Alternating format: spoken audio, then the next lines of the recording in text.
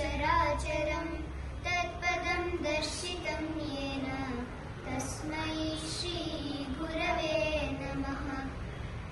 चिन्मयं व्यापि यत्सर्वं त्रैलोक्यं सचराचरं तत्पदं दर्शितं येन तस्मै श्रीगुरवे नमः। सर्वश्रुतिशिरोरत्न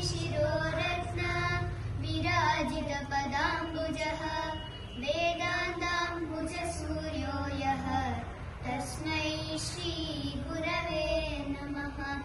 चैतन्यशाश्वतः शान्तः व्योमातीतो निरञ्जनः बिन्दुनादकलातीतः तस्मै श्रीगुरवे नमः। ज्ञानशक्तिसमारूढः तत्त्वमाला विभूषितः भुक्तिमुक्तिप्रदाता च तस्मै श्रीगुरवे नमः। अनेकजन्मसम्प्राप्त कर्मबन्धविदायिने आत्मज्ञानाप्रदानेन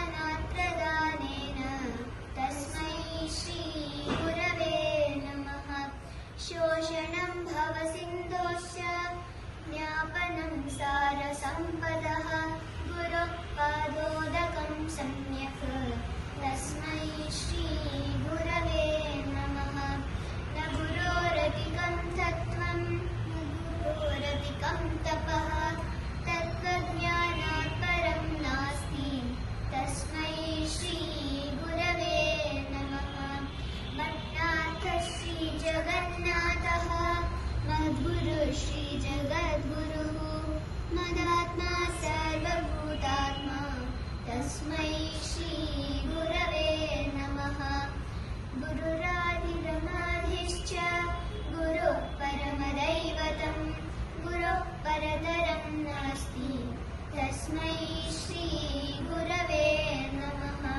त्वमेव माता च पिता त्वमेव त्वमेव बन्धुश्च सखा त्वमेव त्वमेव विद्या द्रविणं त्वमेव त्वमेव सर्वं मम देव देव।